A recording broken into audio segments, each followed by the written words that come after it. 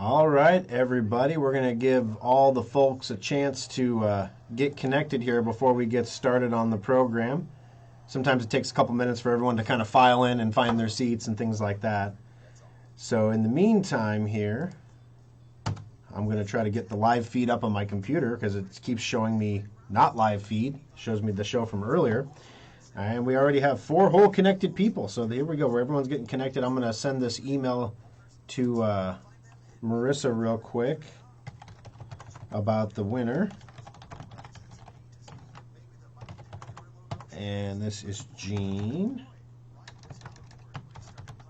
And the phone number is this. And it's a $25 store credit. Got it. All right. Ta-da! We're done. All right, so guys, what do you want to talk about today on the Aftershock?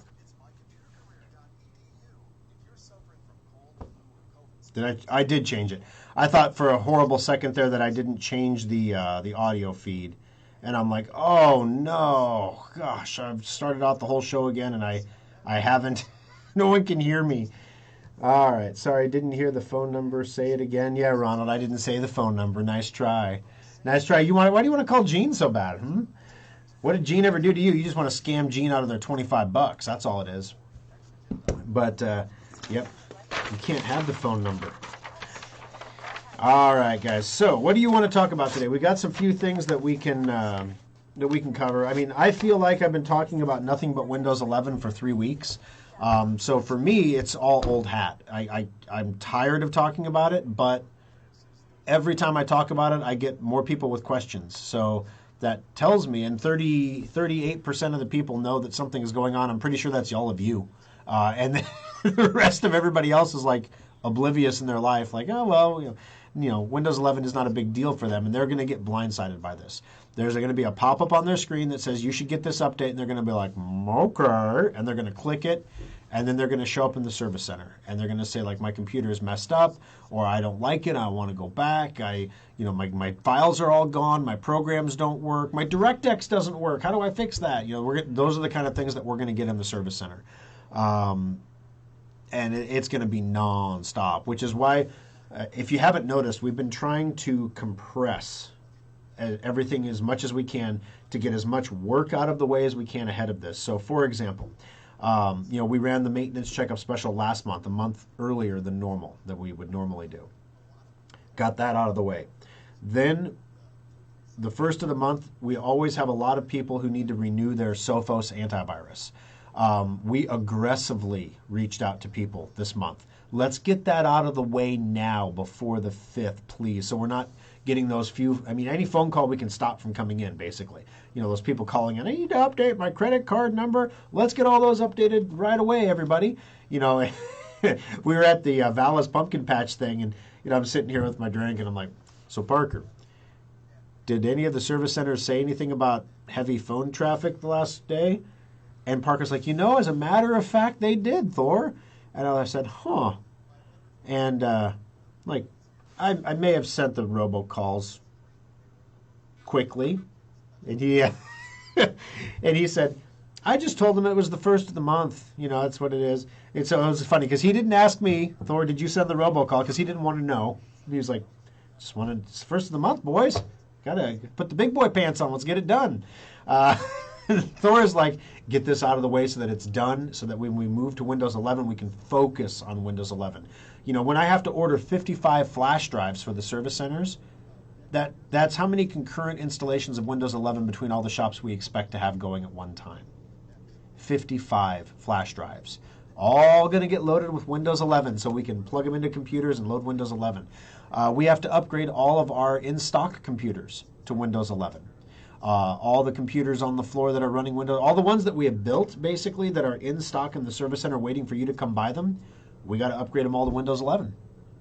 I mean, it's going to be, it doesn't sound like a lot, but each service center has between 12 and 20 computers in stock, plus the 6 display models. All those have to get upgraded on the 5th. So on the morning of the 5th, it's going to be 8 a.m., Thor's in Papillion, plug-in drives, getting everything going. Then I'm going to jump in my truck. I'm going to go to Omaha. I'm going to plug drives. I'm going to get everything going. I'm going to call Lincoln. Make sure you're there 15 minutes early so you can plug drives and get everything going before the phone blows up. Except we already have people dropping off computers, which is highly recommended, guys. If you are going to have us do the Windows 11 upgrade on your computer and you can go a couple days without the computer, if you can afford, from a time perspective, to bring it in and leave it in the service center with us, you'll be one of the first people. And I think we've got about 5 or 6 in each service center right now waiting for Windows 11. So you're going to be on the bench quickly to get Windows 11 and get out the door quickly so that you're not waiting in the lines and dealing with the, is my computer done yet? I'm like, no, it's still going. Because, we will work as hard as we have to work, which is one of the big reasons why, normally we do our holiday party like in January, after Christmas is over, once we can take a break from holiday season. This year I wanted to make sure these guys, like I said, we're 3 people down, which means, I think Parker hasn't had a day off in 2 weeks. We found out yesterday. I knew it had been a week, but his wife was at the party, at the Ballas thing, and I looked at her, I said, listen, this man will never complain to me about anything because he just water off the duck's back. He just won't complain. So I need you to complain for him. Is there anything that I can do that he needs that he doesn't have? And at first she was like, no, he does it pretty good. And then all of a sudden, like the floodgates opened. And Parker was like, whoa, what's happening here? Wait, he doesn't need to know about that. The calendar on the mirror in the bathroom, why does he need to know about that? And she's like, I planned his day and I put reminders and I put it on the bathroom, on the mirror, and he still forgets things. And I'm like, it's on the mirror in the bathroom. You're brushing your teeth and you're staring at it. How did you forget that? And he's like, I saw it, but I didn't see it. And I was like, well, there's this app that my wife tried with me for a while, and she was like, oh my gosh, that's an amazing app. And Parker's like, what are you doing? Like, what are you doing, Thor? Like, I'm just trying to help you. But so we're going to make sure everybody got a night off last night and got out a little bit early, was able to spend some time with family, spend some time relaxing, doing the things that they enjoy doing. And now we're going to get back to work because there's a lot of work to get done. All right, let's jump into these comments here. All right, good morning, Alan. Good morning, Ronald. John, my computer question is this. Why does Nancy Pelosi have 4 eyebrows? I don't know what to do with that question. I hadn't noticed. I guess, I hadn't noticed. Roger's back. Mary's back. Good morning, Mary. Aaron, Nancy's family tree. Okay, all right. You guys and the Nancy Pelosi stuff. I have a serious question for later in the show here that's going to touch on this kind of stuff. How do I take advantage of the half-price sale on bringing in my computer to upgrade it to Windows 11? I wanted to wait until October 11th to bring it in. That's fine. We're going to run the special through the month of October. I believe it's going to end let me get my calendar up here. It's going to end on October 31st on Halloween. Not because it's scary, but because that's a Sunday, and I can end it on the radio. And I can say, listen, today is the last day, guys, and the procrastinators of the world can unite and all come together at the last day on a short half day in the service center on Halloween. Nothing scary about that. So anyway, so you'll have plenty of time. The 11th will be just fine. There's no sign-ups. There's no reservations. It's a first-come, first-served kind of deal. You guys, I don't think we're going to get 1,000 computers in on the first day. Or the first week even, because so many people are not compatible that we're selling so many. Coming into this is what hasn't made a lot of sense to me. So you want to be compatible with Windows 11, so you're going to buy a new computer. So you buy a new computer pre-installed with Windows 10 that you're going to have to pay to upgrade to Windows 11. Wouldn't you rather wait until Windows 11 comes out and then buy a computer that comes with Windows 11? Like, on it? But the number of computers we have sold in the last 2 weeks has been mind-boggling. And I'm fearful. Like, I'm fear buying computers right now because I'm like, what if we run out? Thor, we have twice as many on hand as normal. Yeah, I know, but what if we run out? Or what if the demand goes up and all of a sudden we get quantity limited again, which is coming because all these ships that can't dock, they have our computers in there. And so I'm like freaking out, right? My wife's like, you need to calm down. Parker's like, just put it on the mirror. No one thinks about it then. It's out, You put it on the mirror. So that's the kind of stuff that I'm worried about. And I'm just trying to make sure we get as many boxes checked ahead of time as possible. All right, Ronald, Windows 11. I'm having a problem with my HP OfficeJet. Do you think this is a driver problem or a bug in Windows 11? Just wondering. So, Ronald, I'm guessing you have one of the early releases of Windows 11. My guess also is your HP OfficeJet is more than a couple years old. Old printers be old printers, and so yeah, it's probably not a bug. It's probably something that's not going to get fixed by HP. If it is something that gets fixed by HP, it's not a software driver that is going to get automatically downloaded to your computer, because you have to remember right now HP's professional opinion is Windows 11 does not exist yet. So anything that works with Windows 11 is just working with Windows 11. Once it releases on the 5th, HP may or may not update the software on their website for your printer to include Windows 11 support features that are not present currently. So what I would suggest you do is go to the HP support site, and put in the model of your OfficeJet printer. Check and see, it'll say pick your operating system and see if Windows 11 is an option. If it's not an option, you could grab Windows 10 and grab the most recent software for Windows 10 and see if that fixes the problem. If that doesn't fix the problem, I would wait until the official release of Windows 11, see if that fixes the problem, if there's a new updated software when Windows 11 is released. If there still isn't an updated software, then at that point you might have a technician remote in and take a look and see if there's a workaround or something that we can do to try to fix that problem for you. All right. Morning coffee and following. All right, Deborah. Good morning, Mark. Welcome back, Karen and Roger. Do we have any idea what the cadence of minor Windows 11 updates will be? I want to wait for a couple minor updates to drop before installing. I remember you saying there'll be one major update a year, similar. Oh, yeah. So basically, Microsoft is still going to follow their Patch Tuesday schedule. So they're releasing this on October 5th, which is the first Tuesday of October. The second Tuesday of October, conveniently, a week later, is a Patch Tuesday. That means if there's any emergency like patches for Windows 11, they'll be released on schedule. No, nothing to see here, no emergencies. We were planning to release these patches on the 12th anyway. We didn't put them with the main release because that would have been too complicated. We hadn't have them finished and tested and everything else. We needed another week. So there will be patches on the 12th for everybody, for everything. Not to complicate matters further, but on October 5th, Microsoft is also launching Office 2021. Didn't want to complicate the show with that. So we just left that out. We're like, you know what? No one's urgently desiring to upgrade to Office, but if you are going to purchase Microsoft Office, right now it's Office 19. Please know on the 5th it will be Office 2021. So we definitely want to hold off on that until we get the 2021 version. And that's for the single use, not the subscription. If you have Office 365, you automatically get the new version. So expect a big version update for Office to come out, whether or not you upgrade to Windows 11 on the 5th as well. So yes, there will be one major feature upgrade a year instead of two, which I don't know if that's a good thing or not, because Microsoft is doing two for Windows 10, and they use the first one to lay the groundwork and get all the train tracks put in, and everything tests with the train tracks, and everything works good. Yay! 6 months later, then all of a sudden they put a big train on the tracks. So now it sounds like Microsoft's just going to drop a train in tracks and just hope everything lands in the right spot and chugs along with Windows 11. So we'll see how that works out. But your cost of ownership on Windows 11 is definitely lower because there's only one upgrade per year. That's a good thing.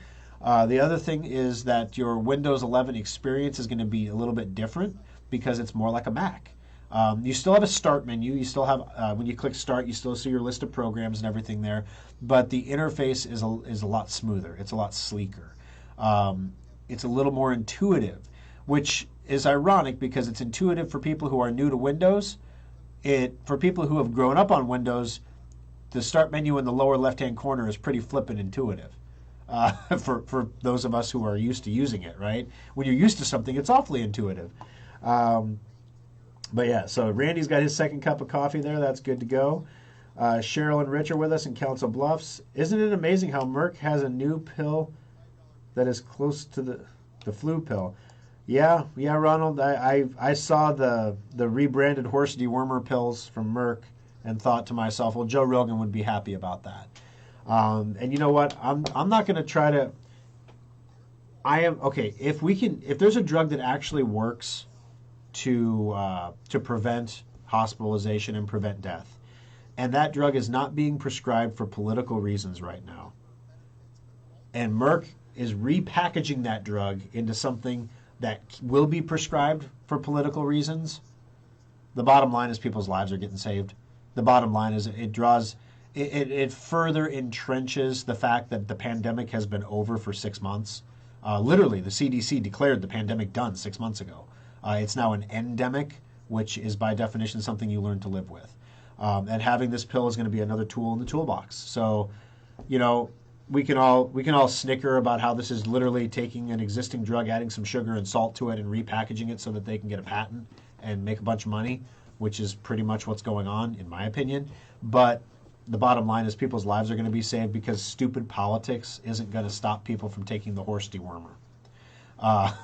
Like CNN, when Joe Rogan took it, said it was a horse dewormer he was taking, and that, if horse dewormers, maybe you should take a tranquilizer too, and that'll help with COVID, I'm sure, a snake oil salesman. Actually, it does have impact. India's been using this to save lives for the last year. It's just in America we can't do anything off-label. The FDA won't allow you to prescribe it the FDA doesn't approve it for off-label use. There's not even an emergency authorization, and the way that my understanding is the way that medicine works is that you cannot get an emergency use authorization for a specific drug if there is an existing treatment on the market that's being used. So if the horse dewormer was an off-label use to treat COVID, Merck wouldn't be able to get an emergency use authorization for their horse dewormer pill. That makes sense. So there's a lot of finagling and government bureaucracy stuff happening in the background, but the bottom line, guys, is I'm ready for this to be gone, and if this pill gets us a step closer to that, you know what? Go for it. All righty. No problem, Ron. Glad I could help there. Hello, Schrockville. It's good to see you, Dean. Yeah, the guys, Carolyn, the guys had a great, and the gals had a great time at Vala's. Let's see. Unfortunately, Alfonso's wife came down with COVID, actually. She was feeling a little under the weather. She got a test, came back positive, fully vaccinated. Whole family is. And so they all stayed home just out of an abundance of caution, which, I get. So it was sad that, especially my interactive staff is completely out of the office, so I never get to see them anymore. Like literally, if they gain or lose weight, it's like, oh wow, you look great, or oh wow, is everything okay? You've put on some weight. We're seeing each other at it's like holidays, and that's it. So we were really looking forward to seeing everybody, and it's too bad it didn't work out for them, but we got some extra tickets apparently. All right, my Windows 11 start button is in the middle of the taskbar. Yes, yeah, Windows 11 start menu is in the middle of the screen, in the taskbar, in the dock. That's what they call it on a Mac. But it's basically a dock. It looks like a Mac. So it's going to be a little bit different to look at, but the core functionality is all there. It's all the same. So there's a start menu. You click that, it opens up. You can see your programs. The tiles look different, but the programs are all still there. So it's a little bit different, but like I said, guys, the security is amazing on it. Everything is just. So if you have more questions about Windows 11, let me know. We can go over those. Crypto markets this week saw a huge bounce, a bigly bounce. So let me drop some knowledge on you.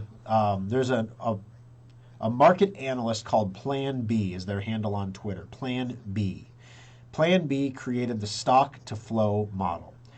I am not going to bore you with the math of the stock to flow model. I haven't even bothered to sit down and mathematically understand how the stock to flow model works. There are calculators you can Google online that'll show you, like, given different values, what it'll do. But the bottom line is it's based on how much Bitcoin is available and what the price of Bitcoin is and how much Bitcoin is moving, people trading. So all those numbers come together and they form a price predictive model. At the end of August, the price predictive model said Bitcoin would be at 47,000. Bitcoin was at 47,000. At the end of September, they got some flack because they said Bitcoin would be at 43,000. Nobody likes to have a prediction that the price is going to go down, right? Well, guess where Bitcoin was at the end of September? 43,000. The price prediction for the end of October is 65,000.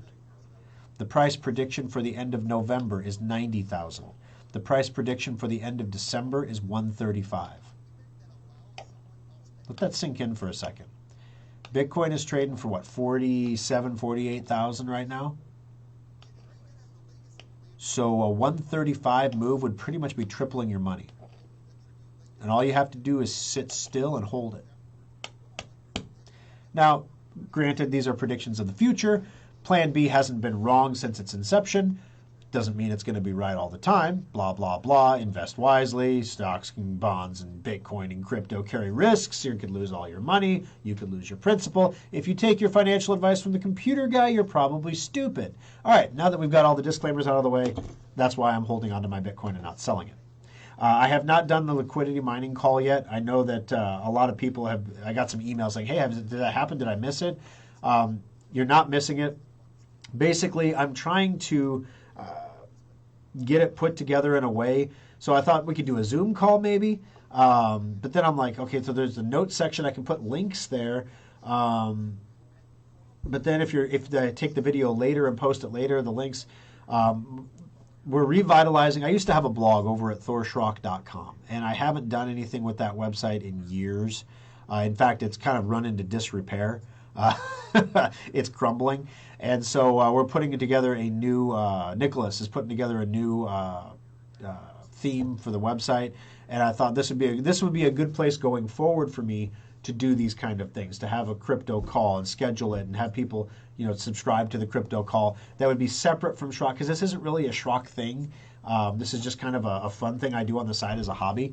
And some people are interested in it. So okay, let's get together and talk about something we're all interested in. That's kind of fun.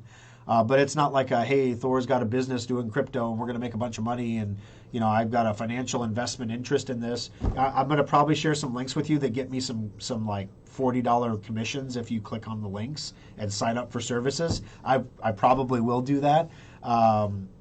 But that's really the extent of it. It's not like you make a bunch of money talking about crypto unless you're doing a pump and dump or something, which I'm never going to tell you to go out and buy a coin, a specific coin, especially a crap coin, one of these altcoins. I'm not going to say, go out and buy Dino coin. It's going to be great.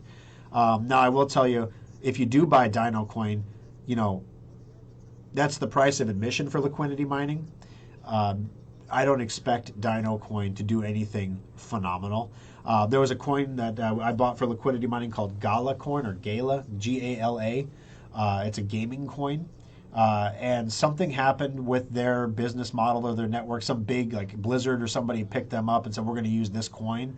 And the value of the coin like quadrupled overnight. And I'm not stupid. If the value of one of my coins quadruples overnight, I'm going to take some of that money off the table. And yeah, liquidity mining or not, I'm going to take some of that money off the table. So I did, and was able to purchase other positions with that money. So there's some cool stuff there, but that call has not happened. It will happen. I promise I will get a hold of everybody at some point soon. It's just been an insane week, and when is it not? So we need to get that going, and I was kind of hoping the blog would be up and running so that I could basically run use that as a kind of a launch pad for that. If you missed out the call, you can watch the video at thorschrock.com, because I'm not going to put that video at schrockinnovations.com. It's just not what Schrock does. Which leads me to the next thing. I had a person email me last week. This person is somebody who's been listening to the program for a long time. They are a customer who purchases all of our products. This person is somebody who I personally talked to before. They're not loony. They're not crazy. They're just a normal person, just like you and me and everybody else. The subject line of the email was, do not alienate half of your audience every week, or on the Aftershock, or something along those lines. When you do radio, you get a lot of unsolicited advice. The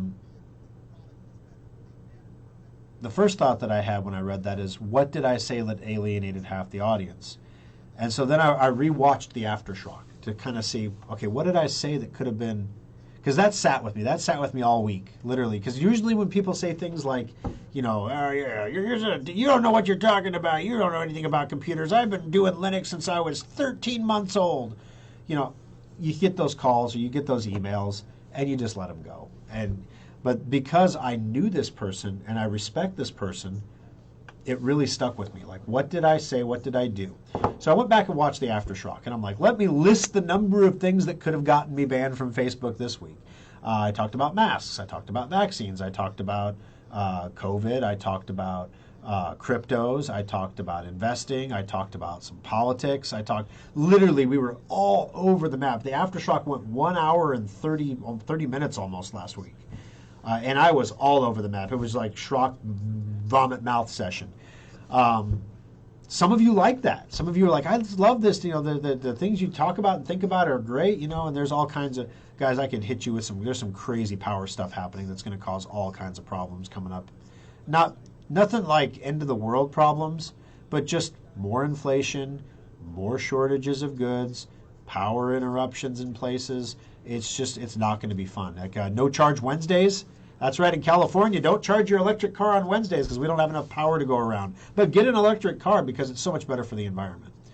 Just don't charge it on Wednesdays because we don't have enough power to run it.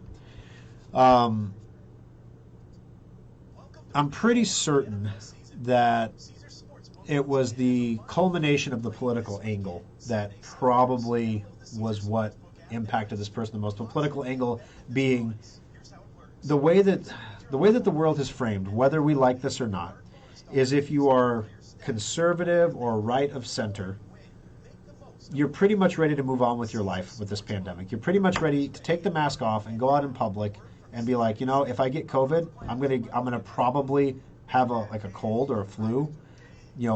I understand that the vast majority of people do not die when they get COVID.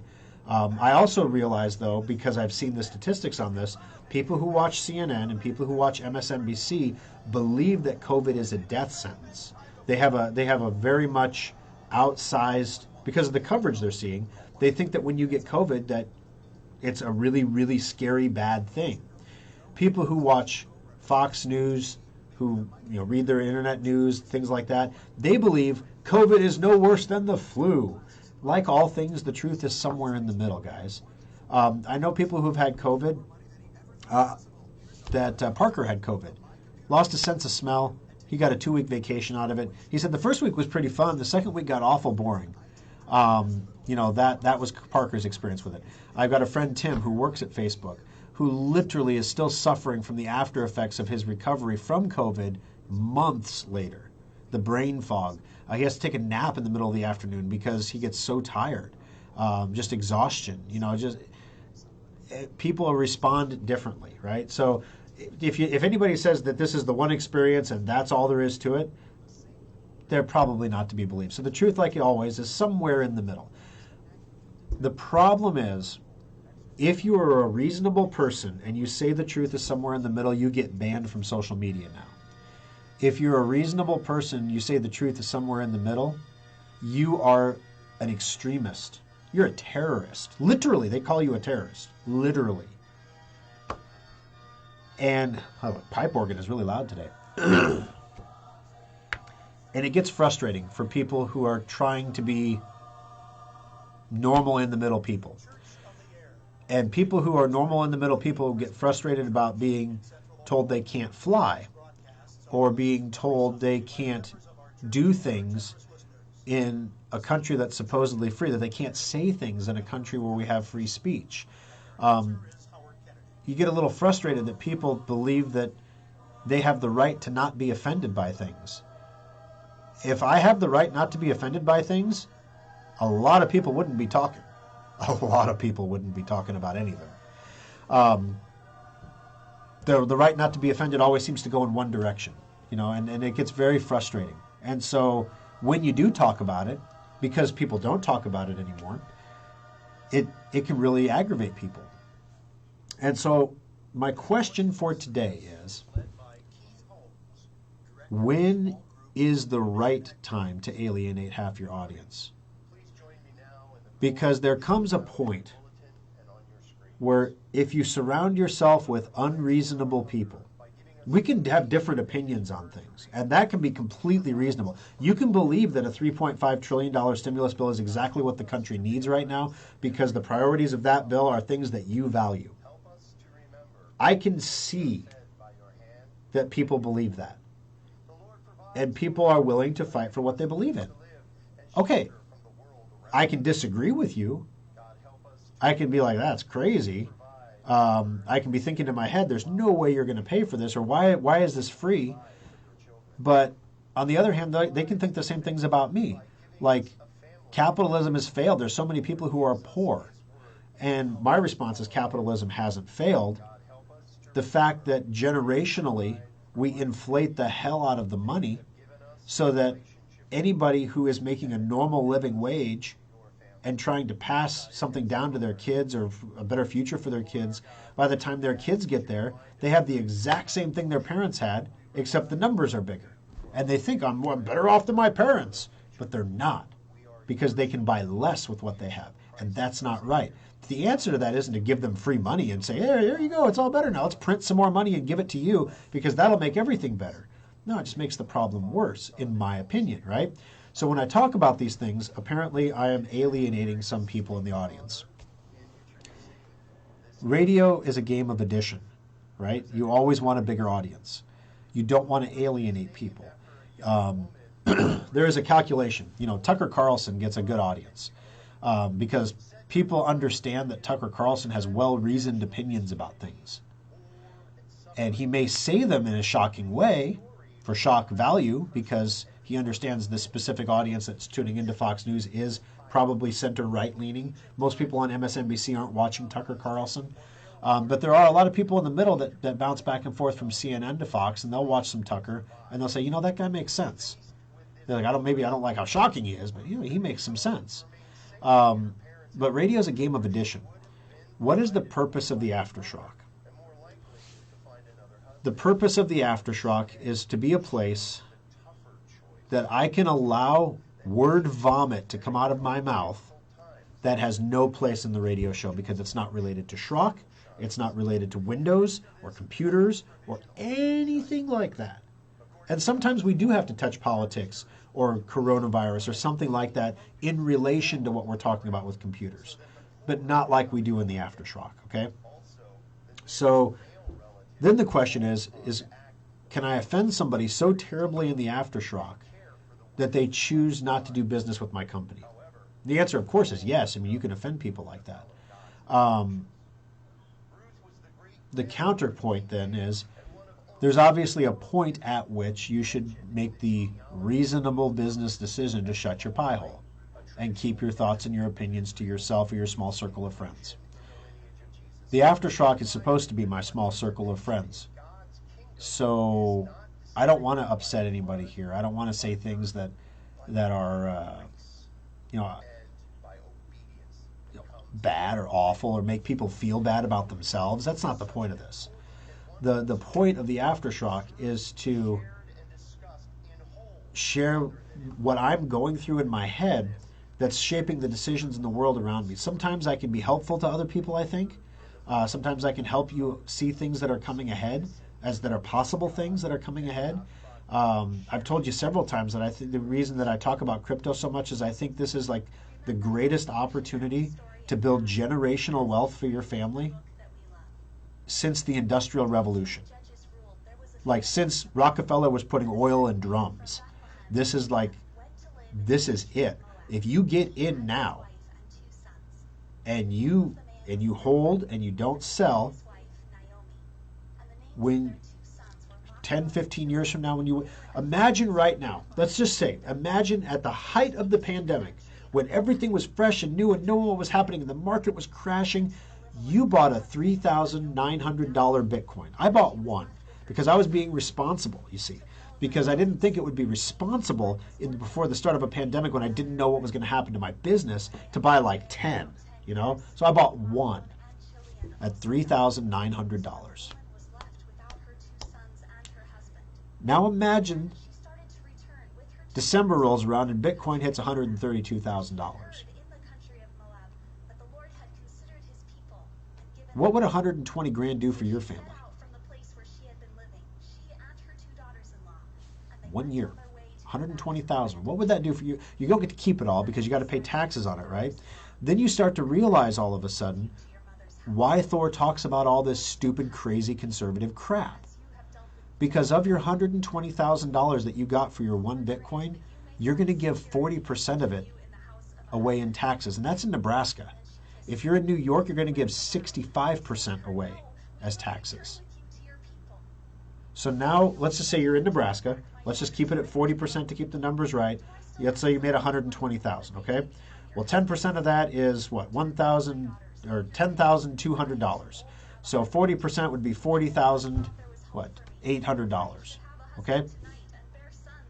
42,800. So 44,800 there. So something like that. Let's just call it 50 grand. You're going to spend 50 grand of your 120 in taxes. Okay. So now of your 120, you still have 80 left. Have you now paid your fair share? Well, 80,000 is good, right? I mean, you still, what would $80,000 do for your family? But have you paid your fair share? Can you afford to pay more? Well, this is my money. Can you afford it though? Well, I suppose. Okay, I think you could afford a little bit more. Let's say 70%. That still leaves you with more money than you would have had to start with. And you didn't really do anything to earn that money. You just got lucky. You won life's lottery. Well, you know, sometimes life kicks you in the crotch, right? Nobody says, hey, you won life's kick in the crotch. Heaven help me for winning the lottery once in a while, okay? Let me win life's lottery once in a while and enjoy it. No, can't have that because too many other people didn't win. And, you know, Shaquille O'Neal the other day said it the best. He said, I'm disavowing my celebrityness because I'm no better than you because I have money, he said. He said, I'm no better than anybody else. I try to do nice things for people. I'm disavowing my celebrityness because celebrities are full of themselves and they think they're better than everybody else, and I'm not going to be like that. I don't want to be like that. And it was hilarious because if you've ever seen like documentaries on Shaquille O'Neal, there's a good one that on the radio listened to with my son, and his mom literally had to carry his birth certificate with him because when he would get on the public bus, he was such a big kid that they'd try to charge him as an adult, and she'd have to show them the birth certificate like he is not an adult. He gets to ride for the little kid rate. So it's pretty funny. But so my objective with the Aftershock is not to upset people. It's not to tick people off. I don't think I'm converting people here to any political ideology. I'm not running for any offices. I'm not trying to change the world because those are all big things, right? And success is often found by making your world as small as possible. And it seems counterintuitive, but let me explain to you what I mean by that. If you're having a rough day, or if you have a job, you know, literally I was coming in this morning, I was getting my coffee, right? And there was shift change at the gas station. It was what, 6:12, something like that in the morning. And there was the new person was coming in to relieve the old person or whatever that was there. They parked right next to my truck. Like her boyfriend was letting her off at the gas station or whatever. So I'm standing there with my cup of coffee, and like she opens her door, and then it was like the 5-minute dig around in the car, and I love you too. And I'm literally standing there with my coffee, like I can't get in my truck because your door is open. I'm just going to be a polite person and smile and wait. Okay, because, you know, whatever, okay.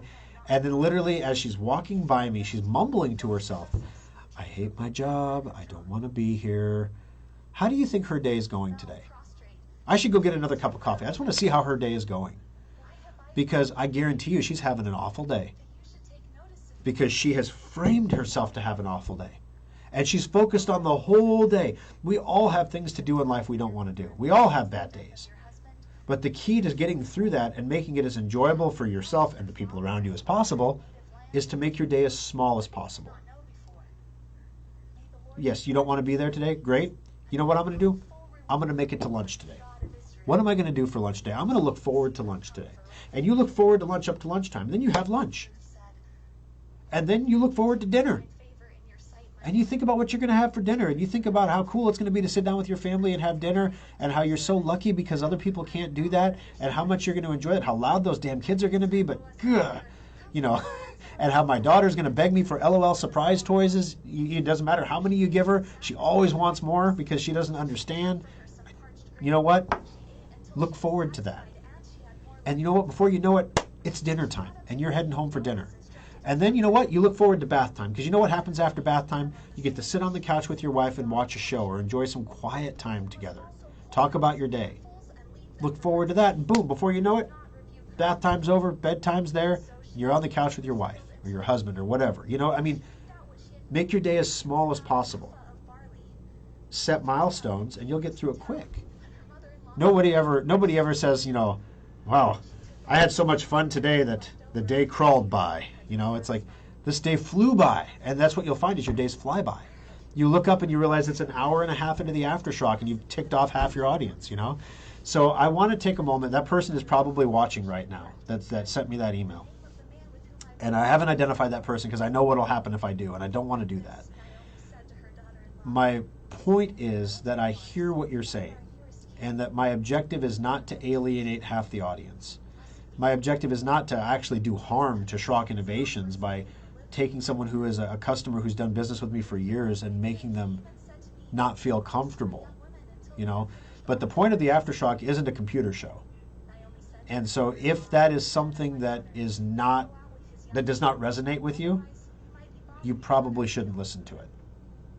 Because I'm going to be me, and you guys are getting this severely filtered version of me.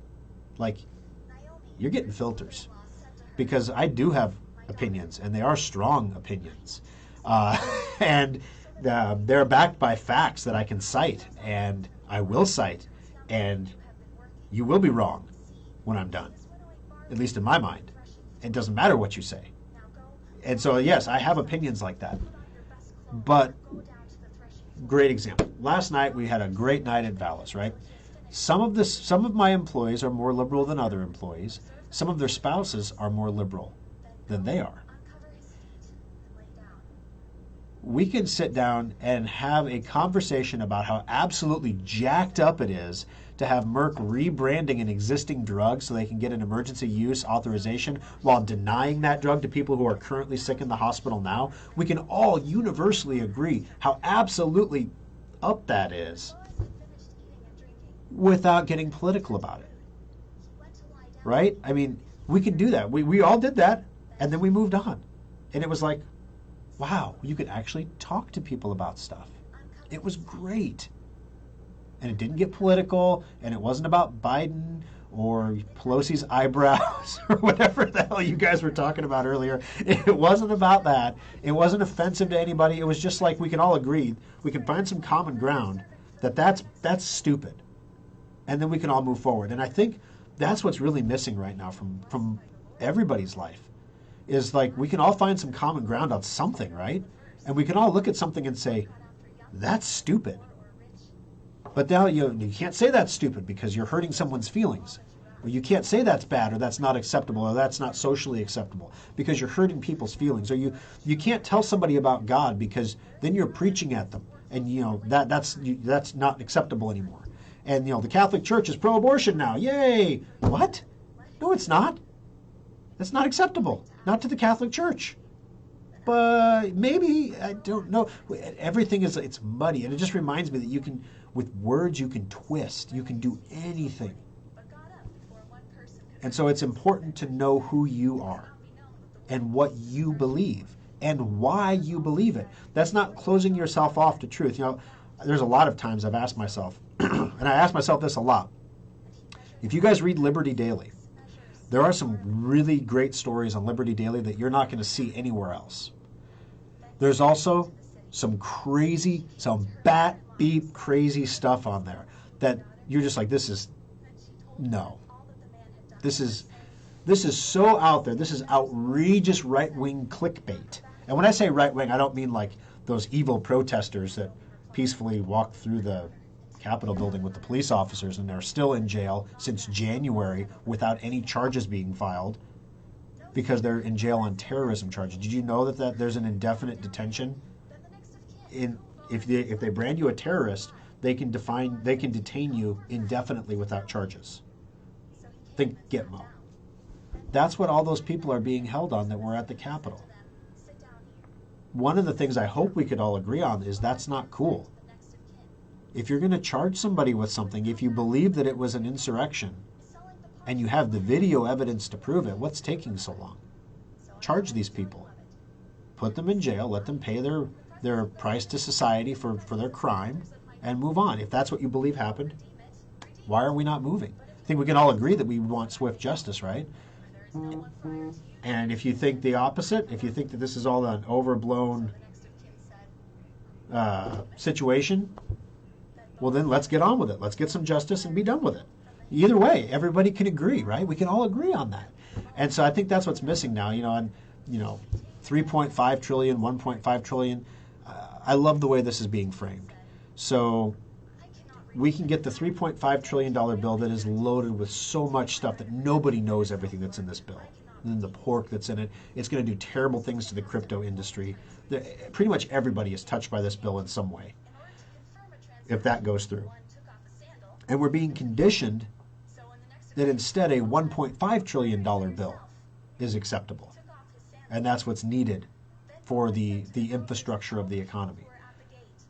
Let me remind you that Barack Obama's stimulus plan for shovel-ready jobs was only $800 billion. Roughly half of $1.5 trillion. And there were no shovels, and there were no jobs. There was just a lot of government spending.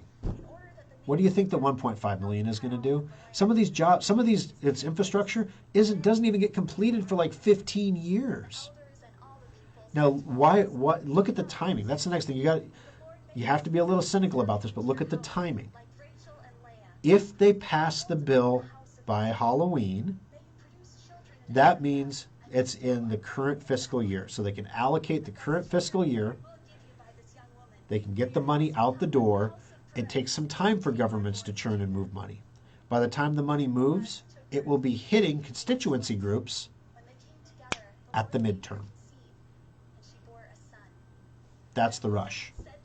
It's not because we need railroad tracks and train cars and better roads and bridges that are crumbling.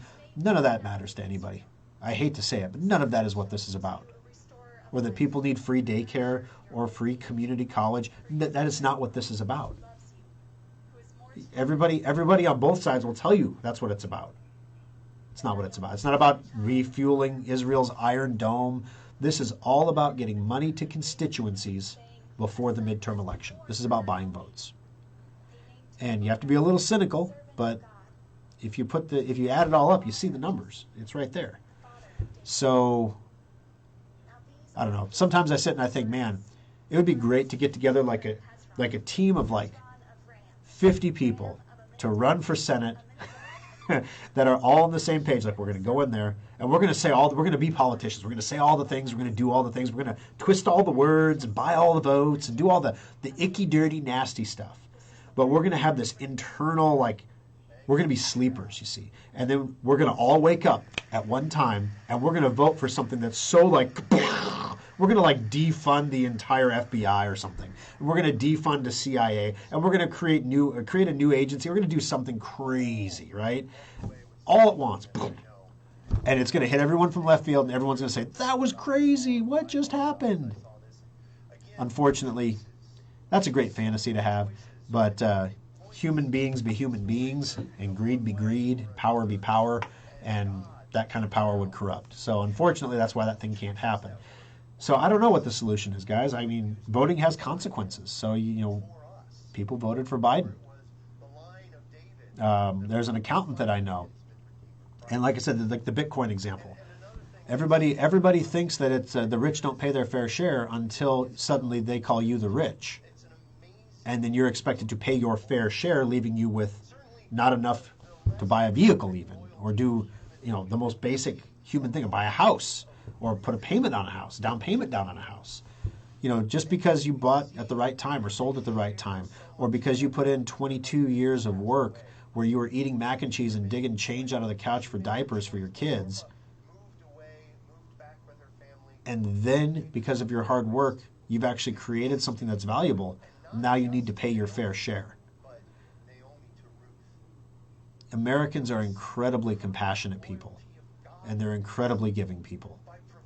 Yes, there are selfish people on the spectrum, and then there are people on the other end of the spectrum that would give you the shirt off their back.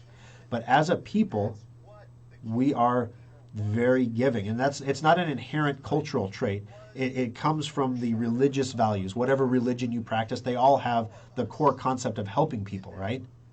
So whether you're a Buddhist or a Muslim or a Christian or whatever, you're helping people. And that means you're giving either time or resources, or you're giving of yourself. So we're an incredibly giving society, and we take care of each other. So when you say pay your fair share and you sit back and you say, I have so much, I need to do something. I need to give something back. I need to give, to set the next people up. I need to help the young entrepreneurs coming up behind me so that they have a chance, that they can maybe not make the mistakes that I made. Maybe they can get their businesses up and running in half the time. Maybe they invent the next great big thing that, you know, is going to change the world. Who knows? So you give back. But choosing to give back because it helps people and being told you have to give your money to a middleman who's promising to help people for you that they feel need the help, it's a very different thing. And that's what I think people don't understand, is that the government doesn't actually help people. The government creates dependency. And that's not helping people. So anyway, I will step off my soapbox now, but I wanted to address that because I try to be aware that people who are watching the Aftershock do have different opinions on things than I do. But I'm sharing my opinion. Now, if you tell me your opinion over here, I will read it. And we can have a discussion because I'm telling you right now, guys, everybody watching this thing does not think the same thing that I do. I can promise you that. But if anyone would ever post something like that, I hope that in Schrockville we would all be able to at least listen to what the person said, and then we can talk about it. We can debate about it. We can share links. We can do all kinds of cool stuff. Yeah. But we're not going to tear each other down. That's not what we do here. That doesn't accomplish anything. You don't persuade anybody by telling someone how stupid they are. Right? And that's what we're all trying to do in our own way is, you know, is persuade people that what we feel, the path that we feel the country should be on, or that our computers should be on, or that money should be on, is the right path. I'm sure there's people here that believe we should go back to the gold standard tomorrow. And I'm with you. You know, I hear why you're saying that. I also know that would cause the greatest financial calamity ever in human history if we did that. We can't do that. Literally, we can't do that. It cannot be done. So how do you shoot the difference? You need more gold than there is gold. Funny thing that crypto came along when it did, huh? Price of gold in an inflationary economy is supposed to go up, isn't it? Why is it only around $1,780 or $1,800 an ounce still? I thought we had 6% inflation last quarter. Why didn't it go up 6%? Well, they're manipulating it, man. Well, they are. Manipulators be manipulating. But I thought it was a hedge for inflation. But it's not. It's not moving. But it will move eventually. But not yet. So it's one of those things where, you know, everybody's got different opinions on things. I'm sure I ticked off a bunch of gold bugs right now. Guys, I have some gold, all right. I'm not oblivious, all right. But I also don't. I believe it's much more likely that Bitcoin will be at $135,000 in December than gold will be at $20,000 in December. So where would you put your money if that's what you believed, right? Maybe you believe gold's going to be there. All right, let me get to your comments in here because I've been talking for too long.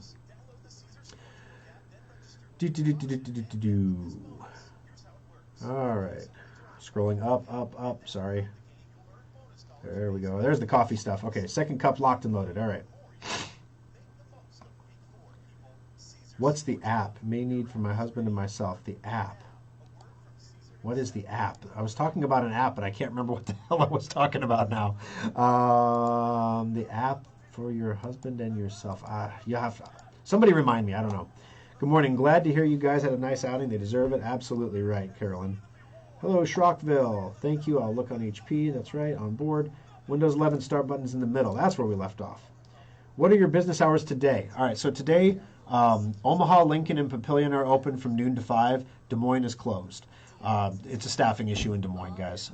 We close at 6 in Des Moines instead of 8, and we're closed on Sundays. But it's what we had to do over there. So anyway, but everybody else is open today from noon to 5. Governor Ricketts on Fox and Friends this morning. You know, and that's what gets me too, is whenever Governor Ricketts is anywhere, I'm pretty sure he's running for a... either he's going to run for state senator at some point, maybe against Ben Sass, I don't know. Or I can't imagine him primarying a Republican, but anyway. Or he's running for what he would hope would be a Republican administration, whoever that is in 2024, and he would get a cabinet position. Because he's certainly being incredibly vocal and active for a governor who's term limited, you know what I mean? And he's going out on a limb, right? Not a smart thing if you're going back into business, right? You can't offend anybody if you're going back into business. You don't go on Fox and Friends if you're back in business. All right. Will everyone who got part of the $90 million glitch return the cryptocurrency? All right. For those of you who are not familiar with this, there was a glitch. So decentralized finance is what I'm talking about with liquidity mining. And so when you make money doing liquidity mining, it's because you're providing capital to a market and you're being paid for providing that capital.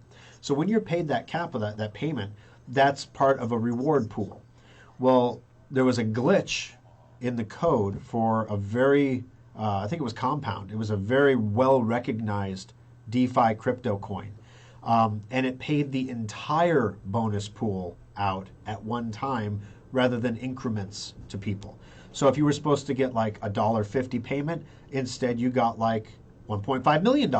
Yay! It was a bad bug from their perspective.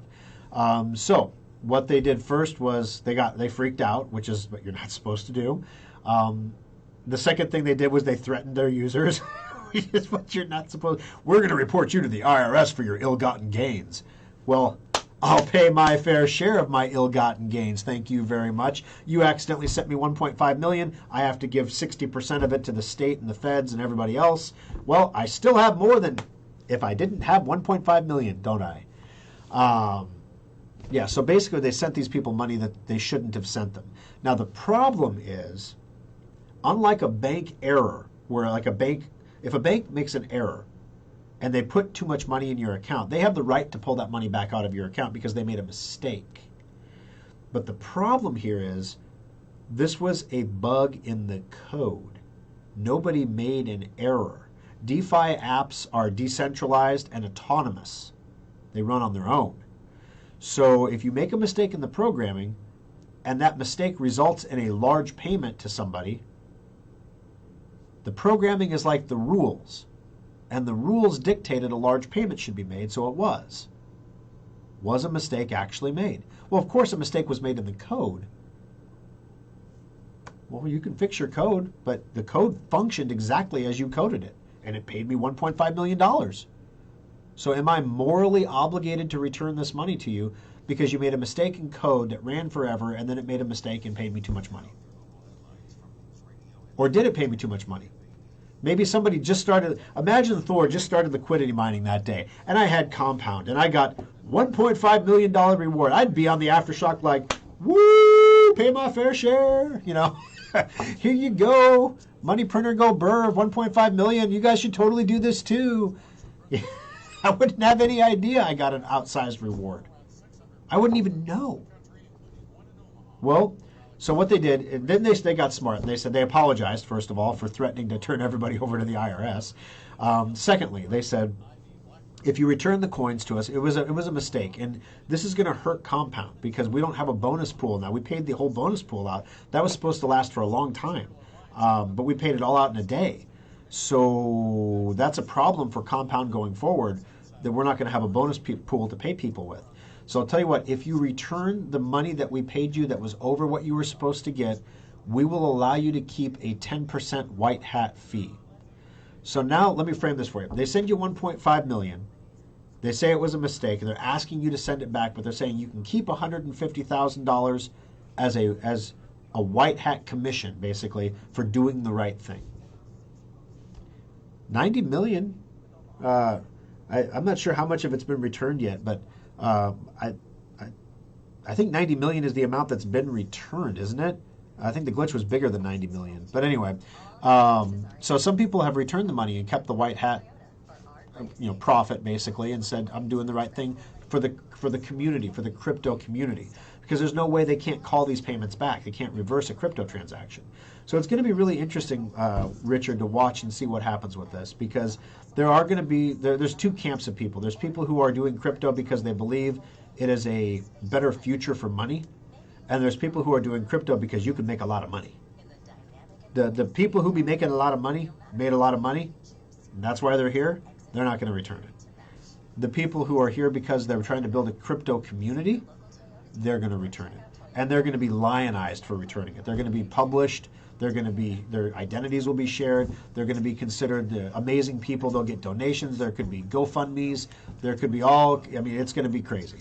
So some of it's going to get returned, but not all of it by any stretch. Yes, stock to flow. Let me see. Ronald, it's stock, the number 2, flow, stock to flow. And it's written by, if you Google Plan B, that's the author of it, stock to flow Plan B. Let me see if I can find the exact story I was quoting there.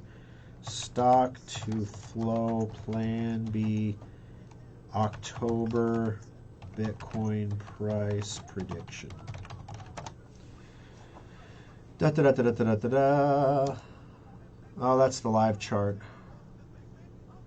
I mean, it's interesting to watch. So this is the stock to flow live chart, guys. This is the live chart that shows you exactly where Bitcoin's price is now. And if you look at this chart and that link that I just shared, you'll see that the chart is not to scale. So each block, each line on the graph that goes up is a tenfold increase, not a one increase. So it goes from $10 to $100 to $1,000 to $10,000 to $100,000 to $1 million.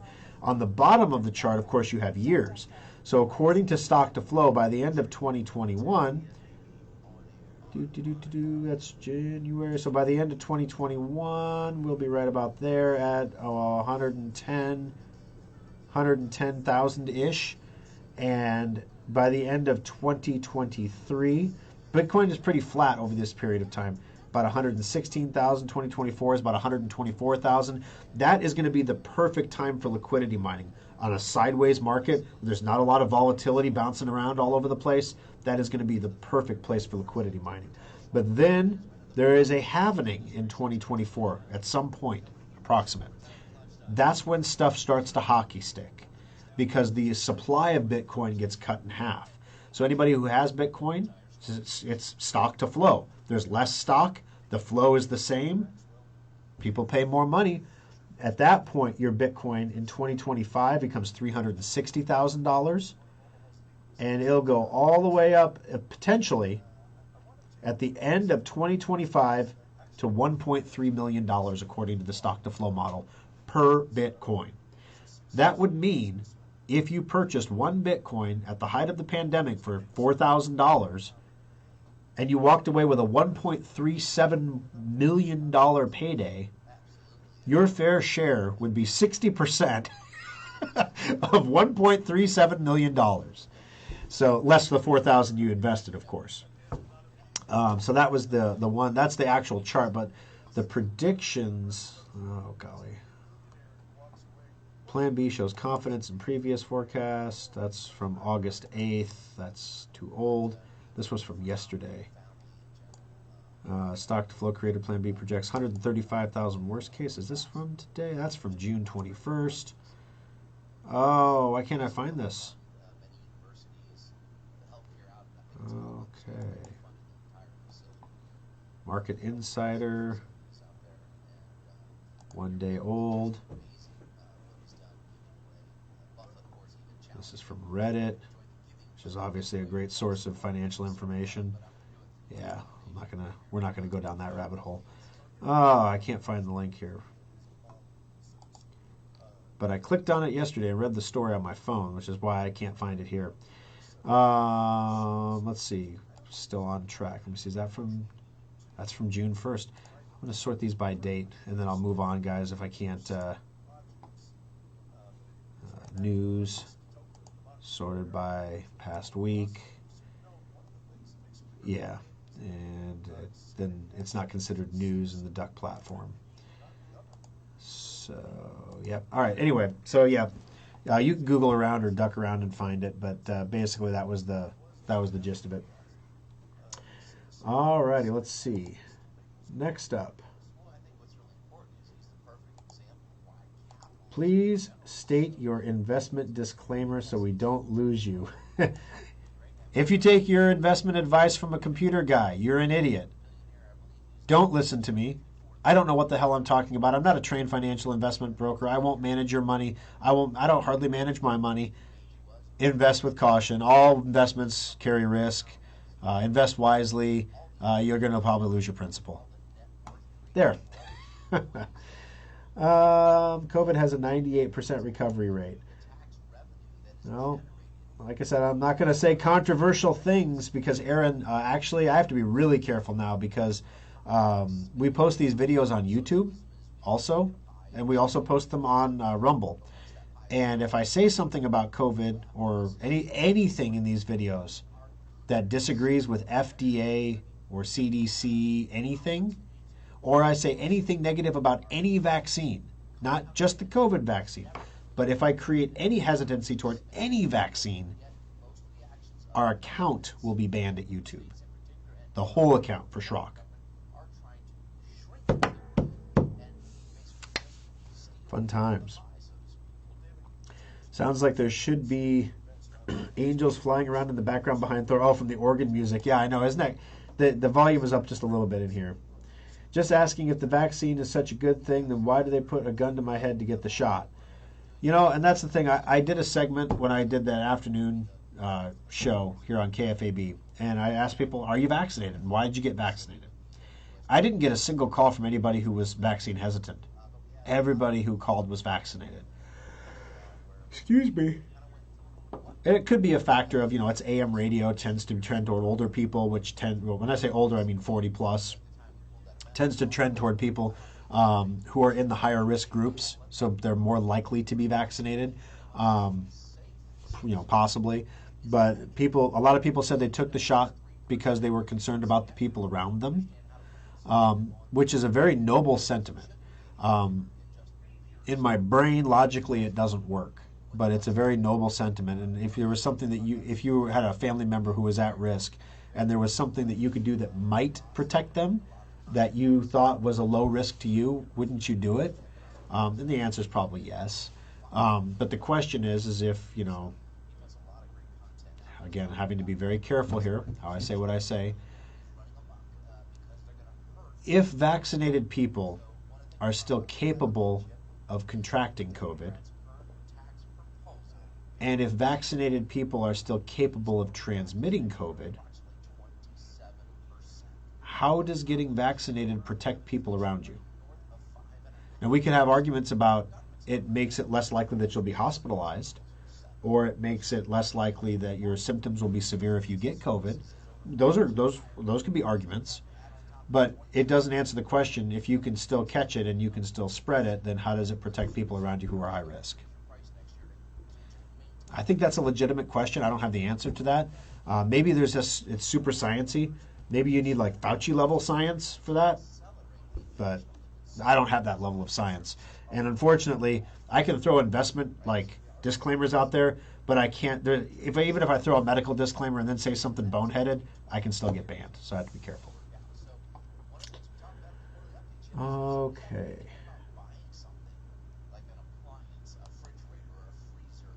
Scrolling. I don't know why my thing keeps jumping around here. It sounds like there should be angels. I already talked about that. From what I've seen of the ratings, I'm not all that sure there's that many people watching MSNBC and CNN anymore. Well, some of that is a function of victory. You saw the same thing at Fox when Trump won, except Trump was so entertaining. Maybe let me roll that back. You saw the same thing at Fox when George Bush won, right? Like, the conservatives said, "Oh, we won," and then I can go back to living my life now, and I can trust that the guy that I wanted to win won, so I don't have to pay as close of attention because I trust that guy. People who are left-leaning are people too. Joe Biden's in office. The evil guy is gone, orange man bad, but that's all over now. Nightmare is over, and my guy is there, and I can rest assured that things that I think are important are going to be moved to the forefront. Therefore, I don't have to pay as close of attention anymore. Therefore, I'm not going to watch MSNBC anymore, or I'm not going to watch CNN anymore. Whereas conservatives are pretty fired up for various reasons, so they're watching Fox a lot, which is leading to ratings distortions, basically. So there's always that. I always remember when Rush Limbaugh used to say, like, after Clinton, everybody thought Rush was done because his whole radio show was based on, um, you know, bagging on the Clintons all the time and how stupid things were and everything like that. And, you know, he didn't quite say it like this, but, you know, it was something to the effect of liberals will still be liberalin'. Liberals be liberalin', and liberalin' be stupid. So it doesn't matter who's liberalin', we'll have somebody to talk about. And, you know, how right he was. There's always, the outrage machine is always there. You can always crank it up on both sides. Yeah, so, yeah, people aren't watching MSNBC and CNN as much. The ratings are down. But have you ever, I mean, maybe I'm asking a silly question. Have you ever tried listening to MSNBC and CNN? Like, literally, I mean, seriously, like, in the car, I have XM, and I can turn the dial 2 ticks, and I'm on CNN. Just try doing it for an afternoon. And it does 2 things for you. Number 1, it infuriates you. If you're listening to Fox a lot, you listen to CNN, you're like, this is bullcrap. But seeing where the differences are allows you to also see the stuff on Fox that might be a little on the BC side, you know. And if you're watching, if you're reading Liberty Daily, I still look at the Drudge Report from time to time because there are still some good stories on there, but there's also some stories that are like, they couldn't be more obvious plants if it was a house plant sitting in the middle of an empty room. I mean, read this story that says that you're stupid in so many words. I don't know who's running the Drudge Report anymore. It ain't Matt Drudge. Or if it is, he's different than he was before. I don't know. But it's definitely not the conservative bastion of link rag that it used to be. Liberty Daily almost has too many links. It's like Drudge Report you can read and you feel like there's some filtering happening there. Liberty Daily, sometimes they have the same story on 2 or 3 different pages. And it's just like, come on, I already read this story. Or it's the same story with a different headline. Come on, you forget? Who's editing this? It'd be great if you guys had like the main stories and then like the back page where like all the other garbage stories can go. That if I'm really bored and I've hit the end of the internet, I can read the garbage stories later. But you have to sift through it. So actually, by watching MSNBC or watching or listening to CNN, it gives you some perspective. You know what people who think differently than you are thinking. You can still disagree with their arguments, but at least you know the arguments then. And then if you're in a position where you have to defend your points of view, you're able to do so. Because it's bad. Because sometimes I feel like I could do a better job than the panelists they bring on to represent the other side on those stations. But then again, you know, Fox isn't exactly bringing grade A liberals in to defend AOC. You know. It is what it is, right? I guess if you were like a dyed-in-the-wool conservative and MSNBC came up to you and said, we'll pay you X number of dollars to do a show and basically get attacked every day, all day for an hour, how many dollars would you need? I mean, it'd be a lot of dollars, I think. All righty, let's see. Do not change what you're doing with the Aftershock. Right. It jumped on me again. My only concern is you being knocked on Facebook. Let people know. Let the people who get upset log off your show. It's actually our show. Okay, well, here's the thing, though. The person that said this comment, she would be a top fan. Like, I don't know why she's not a top fan. She is always here. And she's always listening. And I have a lot of respect for her. So I don't want to lose her as a listener. So if there's a, you remember how, I'm going to try to find a way to say this again without ticking a lot of people off, but people liked Trump's economic policies. People liked the results of Trump policies. They had a problem with the delivery. They wanted everything wrapped up in a nice package that looked nice and didn't upset anybody, with no mean tweets and, you know, no calling people sleepy or, you know, whatever. That's what they wanted. But instead they got authentic Trump, right? And because of that, he's not president now. And one of the things that a lot of people love about Trump is that he never backs down. He is himself. He does what he says what he does. But what if he would have toned it down just a hair? What if he would not have engaged with every single person that ever said anything to him? I mean, the media was never going to love him, and he was never going to win the media fight. It wasn't like, he was going to out media the media, and eventually he was keeping up with them well enough that they just shut him off. But what if, just what if, he would have toned it down, not 5 notches, but 1 notch? Would he have kept enough votes to be president? It's like, these are legit questions. Like, I hope someone on his team is asking these questions. He's applying to get his Twitter account back. He's suing Twitter to get his account back. We'll see what happens, because in Florida, apparently it's illegal to ban somebody for free speech. So he's trying to get his Twitter account back. So I don't want to make that same mistake. Does that make sense? I don't want to have my delivery be so off-putting that I lose people in the message. The people don't get the message because my delivery is off-putting. I think the Bitcoin thing is a great example. If you buy 1 Bitcoin at $4,000 and it goes to $1 million, that's awesome. Good for you. Why can't we say that anymore? That is amazing. This week, I bragged 2 weeks ago because I sold all my stock and went all in on my liquidity mining. And then the market tanked, and I'm like, I sold all my stock. You know what happened? I'm driving down the road last week, and Boeing landed some massive contract with the government, caused their stock price to rocket up. They were supporting the entire Dow. Do you know one of the stocks that I sold at a loss? Boeing. Yeah, Boeing. Oh, yeah, guess what? There was a pill that came out this week. Emergency use authorization applied for the COVID pill. Cruise lines went through the roof. Do you know what my long-term bet was? I had 75 shares of Carnival Cruise Line because I thought that stock was going to double in a year. And I think it still will. But I think my money would more than double if I put it in crypto, so I moved it to crypto. If I would have waited 1 more week, those 2 stocks would have actually been profitable, and I would have gotten out at a profit. So yeah, see, don't take your advice from me. That's why I don't trade. All right. So yeah, I just want to make sure that my delivery is not ticking people off. All right. I like listening to the political opinions. They seem, God, these little faces keep popping up everywhere, and I can't.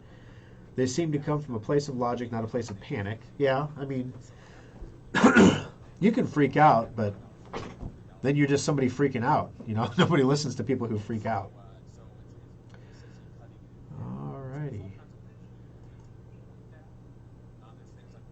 I like the Aftershock because it's an open format. No Bitcoins for me, though. I hear you, MD. They're not for everybody. They're not everybody's cup of tea, for sure. You should have taken the 2 to 6 time slot on KFAB because when you filled in, you rocked it. Well, thank you, John. I appreciate that. But they got a really good hire. KFAB did a great job. They got a really good hire in the afternoon. It was the right person for the right slot. And I would have had too many competing concerns, guys. So am I free to get on the radio and say what I'm thinking or what I'm feeling when I believe there's going to be a consequence to saying that to my business? Should I do that? Should I consider the consequences? Am I free to criticize a city or a state on the largest radio station in that state when I'm regulated by that city in that state? Remember when Trump said, I had to get along with everybody because that's part of being in business. And now I'm not in business, I'm in politics, so now, I do my thing. It's kind of like that. You got to be a little careful. So it would have been a lot of competing interests. And then, honestly, if I would have, I was never offered that slot. Let me be very clear. It was not mine to take that I passed up magnanimously or anything. I was offered an opportunity to fill in, and I did adequately enough that they said I might get invited back at some point in the future. And they did invite me back one other time. It just didn't work with my schedule. So it would have been incredibly fun. And I told my wife, maybe when I've done my business and I've made my money and everything is kind of, running in the way I want it to run, and I'm kind of the old man putzing around the shop. Maybe at that point it'll be time for me to look at a second career in radio or something like that. But I don't think that time is just yet. There's still too much to do.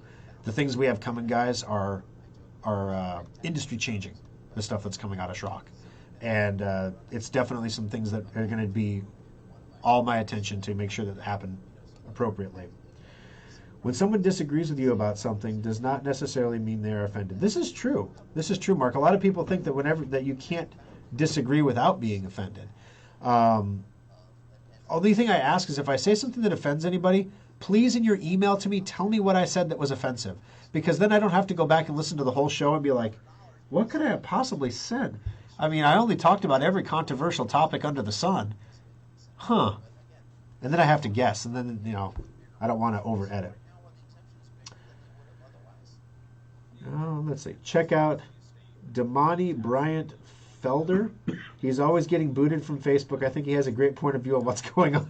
He's always getting booted. I think he's on target. If people get ticked off because the opinion isn't the same as theirs, that's not Thor's fault. Well, this is true, but we want to get along with our friends and neighbors. I had to take a break from Facebook because one of my neighbors was posting about how, she got the vaccine because she's protecting the people around her that couldn't get the vaccine, like her children, who are completely not at high risk at all. They're children, and I'm not saying they don't get COVID. Children do get COVID. It's just, children also get hoof and mouth. I mean, I think that's more dangerous, or MRSA, than COVID. Honestly, I don't know. I'm not a doctor, but I'm protecting my mother who has cancer, things like that. And is it appropriate for me in that moment where someone is saying they're trying to protect their mother who has cancer for me to say, well, you're stupid because what you're doing doesn't protect anybody because you can still get COVID and you can still transmit it. So what have you actually accomplished, you idiot? Now, of course, I wouldn't say it like that, but that's how it's going to be heard. So what's the point? What am I like? They already got vaccinated. It's not like save them or anything. That's the thing. It's like if some of my employees are vaccinated, good for you guys. Good for you. Your hearts didn't explode. You didn't have a leg chopped off from a blood clot. All those nasty side effects. They found 2 new ones this week with the Johnson & Johnson vaccine. All those nasty side effects didn't happen to you. That is awesome. I'm so glad you're vaccinated. Looks like the antibodies are good for 7 months.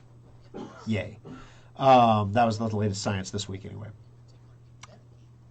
But telling people they have to get a vaccine? I mean, that's oh my gosh, that's a slippery slope. You have to get a vaccine. I mean, this is people in China, when they had the 2-child policy or the 1-child policy, they told people they had to have abortions when they got pregnant. I mean, that's totally different, Thor. And actually, nah, it's fly buzzing around in here. It's not. And that's the thing. When you give politicians or bureaucrats or any organization more power, they never give it back. And so I'm always, sorry, my nose is really itchy, but I'm very hesitant to give them more power because I know we'll never get it back. And the natural tendency to government is to grow, which is why this is so weird to have, 2 sides on the same side, 2 factions of the same party fighting because they did either 3.5 or 1.5. They can't settle on a number that still makes the government grow like, the size of the economy of Brazil. That's not good enough. We got to have more. We got to have it all, And Bernie's like, I came down from 6 trillion. What do you want from me? You're like, oh, Bernie. But anyway, you got to be reasonable at some point. So I try not to unnecessarily offend people. So I had to take a break from Facebook because I was having difficulty avoiding unnecessarily offending my neighbors, who I like to wave at and have them wave back when I drive by. Free community college is probably not going to be any better than the education you get in a public school. It's going to be just a way for liberals to make sure that their brainwashing plans are complete.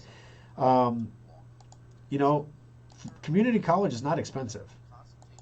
Not in comparison to a university education. Free community college. To what end? Where are you going to get the teachers? Who's going to teach the community college? Most community college classes are actually taught by people who do not have academic credentials. So, yeah. I mean, you want to learn how to weld? You want to learn how to fix cars? You want to learn how to cut hair? You want to learn a trade? That's what community college is for. But what I hear is people saying, if you don't get a 4-year college degree, you're a waste of society's time. And that's not true. That could be there could be nothing further from the truth. Some of the most successful people in the history of mankind have quit going to college because they realized it's stupid. And I'm not just saying that because I did. I have more credits than most master's degree students do, right? I'm 6 or 7 credits shy of like 4 different degrees because I took the classes that were interesting. I took the classes that I thought I could learn something in. I didn't take the classes required to get me out the door.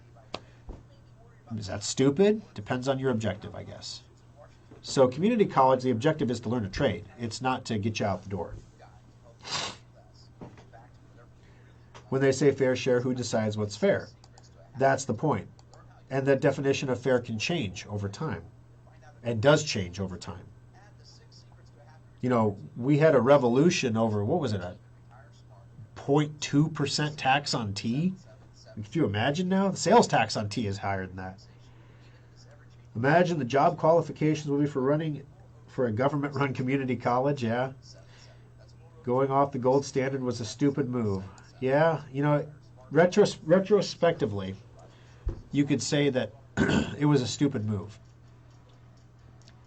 But retrospectively, you could also say if we didn't do that, the dollar wouldn't be the reserve currency of the world right now. There's consequences to a strong dollar if you want to be an import economy or an export economy. And at that time, we were still exporting a lot of stuff. So a gold standard dollar made the dollar so strong against everybody else that was inflating around the world that we couldn't sell our stuff. And imports were cheap. That's why we were getting all the cheap stuff from Japan in the 80s and everything. You know, or not the 80s, sorry. When we were on the gold standard, we made a lot of stuff in America still. We were still exporting stuff, but the globalization movement was coming. And the globalization movement led to all of these things that happened later. Japan importing all this stuff. You remember in the 80s, people freaking out that Japan was buying all the land in America? We're going to buy the whole country. Now China's buying the whole country. No one seems to care. You know, it's like, okay, you know, it happens. People buy and sell property. Yeah, so I don't know. I don't think gold and silver are used in most electronics. Yes, that's true. The app, Cozy. C-O-Z-I is the Cozy app. Sorry. Thank you, Diane, or Deneen, excuse me, for reminding me about that. Cozy, C-O-Z-I. You can do shopping lists on it. You can do recipes on it. You can do all kinds of stuff. John, thanks a lot, Thor. I just burned my breakfast because you're interesting. I spaced it off. You forgot the hash browns were on. Oh, no. Now they're dang hash brown. Thor, it would make more sense to split bitcoins. Hold on, let me make sure I understand this. Thor, it seems it would make more sense to split bitcoins so that the cost will be lower for the people to purchase them.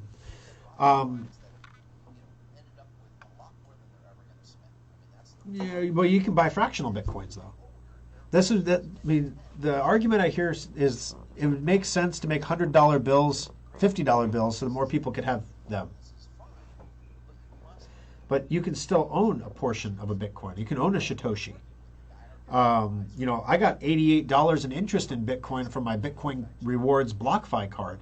I made $88. Woohoo, baby. So don't spend it all in one place. But guess what I did? You take the amount that you get paid in Bitcoin and you multiply that by $1 million in 2025, and I made like $888 on my rewards credit card last month. You start looking at things that way, and all of a sudden you're greedily buying Satoshis anytime you can. And you get enough Satoshis, enough pennies, and you have $1. So you have a Bitcoin.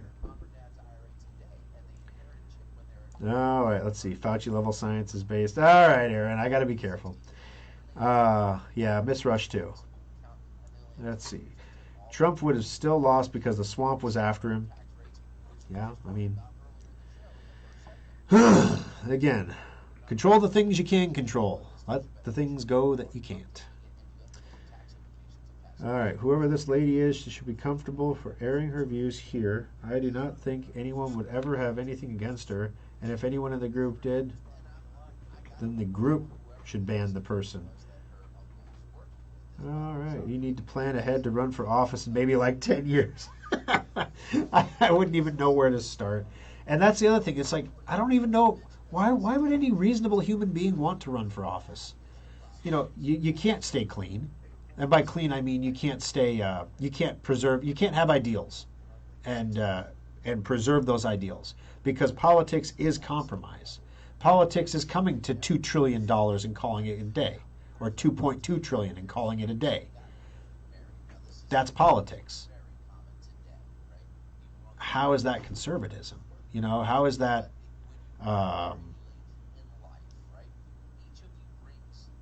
yeah, see, Thor would be bad. It would be awful. It would be like, okay, what agencies are we going to cut today? Why do we need the Bureau of Land Management? Do we have that much land to manage? Let's sell it. The government doesn't need that land. Yay! Look at that. I raised a bunch of money, paid off some debt, and saved a bunch of money, and unemployed a bunch of workers. Oops. All right. What's next? The United States, what's the energy agency? Well, not the international one, but the domestic one. Why do we need them? You know, what are they doing? They're regulating power plants. Don't we have some other agency that does that? Yes, we do. All right, so why do we have two agencies to regulate power plants? Get rid of one of them. You know, a lot of people are like, the liberals want to get rid of Space Force. Do we really need Space Force? Can't the Air Force do that? Maybe. Can't we make Space Force a division of the Air Force and at least only have one uniform? You know, I don't know. I mean, these are legit questions. Like, we don't got the money. And it would be nice to do all the unicorn stuff. And by unicorn stuff, I mean Space Force and everything else. We don't got the money. You know, Bush put Medicare Plan Part B in. We don't have the money. See, now all of a sudden these people are starting to get nervous. They're like, wait a minute, Thor. Don't go there. That's political suicide. Yeah, guess what? Social Security used to be an insurance plan, not an entitlement. That's what it was intended to be. In case you lived longer than you were supposed to. Not to guarantee your retirement at 65, when the life expectancy is 80. Yeah, that's uncomfortable, Thor. Not going to make a lot of friends. Not going to get any votes that way. They're going to be Paul Ryan, and you'll be pushing Granny off a cliff in a wheelchair, you know? So you see, that's what I mean by you can't stay clean. You can't actually do the things that need to be done because they're not politically achievable. Unless you brought a cabal of people with you and there was a grand conspiracy. And you know, the United States of America can do a lot if they do it smart and right and well, but the bigger government gets, the more bloated it gets, the more red tape it gets, the more people that are in, the more checks, the more it just gets to be unsustainable. And that's kind of where we're at right now. It's almost to the point of unsustainability. Where almost smaller is better because smaller can react quicker. Maybe that's the logic behind Space Force. The Air Force is so big and bloated and they have such a huge mission that they can't focus on space. So we need an agency that can focus on space. We need to make their world small so they can focus. Huh. Well, why don't we make the government small so it can focus? You know, we don't audit Amazon. We don't audit Microsoft. We don't audit Sun Microsystems. We don't audit any of these places because it would be too expensive to audit them. Their accounting is so complex. Like, well, I need to pay their fair share. Well, then audit them. Make sure they're paying their fair share. Oh, it's all these loopholes. Well, go to a flat tax and get rid of the loopholes. It's not rocket science. Solve the problem. Elon wants to launch rockets. Let him launch rockets. Wants to go to Mars. Let him die on Mars. I don't care. Go for it, buddy. Be the next Rockefeller. I don't care. We'll name a space station after you in 100 years. Whatever. You know? Rocket people be doing what rocket people do. Amazons be Amazoning. Let it go. Let it work. And, tax everyone a flat tax. Call it good. I'm okay with that. I don't know what the flat tax would be. That'd be the next question. And how many other taxes would go away? All of them would be the next question. But, yeah. Then all of a sudden, states and municipalities and, they would have to be like, hey, we can't lose any more people. We have to, actually keep our people happy so they don't leave because we're going to lose all this tax revenue. All righty. So, yeah, Richard, I'm not sure. See, the comments all stopped when I started talking about Social Security and Medicare there. See that? See what happened there? No. But, and that's the problem with entitlements, why you can't have new ones, because they never go away. A chicken in every pot never goes away. Yeah, so I don't know. There's the FERC. I've never even heard of FERC. But, so anyway, guys. All right, we're going to wrap it up here. Thanks for joining us. And like I said, my purpose in discussing, when is the right time to alienate half of your audience isn't to put anybody on the outs, because I noticed there's, between 47 and 63 people watching. So we're not exactly changing the world here, but it is entertaining, though. And only about 7 of you actually commented. So, message received. All right. I just want to let everybody know that I do listen when you send things in. But I'm also not going to change the core of why we're doing what we're doing. But I can work on the delivery a little bit to make it a little bit less Trumpian, I guess. I don't know. What's the word for that? Offensive in the way you deliver things. Blunt. Like, you're all taking too much money from the government. Wait, we don't get... We're paying the government. Well, it's those other people that are taking too much. See what happens? Then it's tribal. It's those other people. Like the Earned Income Tax Credit. A great tax credit for people who work hard but just don't make enough to get by. Yeah. Yep, see, I'm never going to get voted in for anything. All right, guys. Have a great week. We'll see a lot of you in the service center for the Windows 11, I'm sure. If not, make sure you get Safe Upgrade if you're staying on Windows 10. We'll talk to you again next weekend. Have a great week, guys.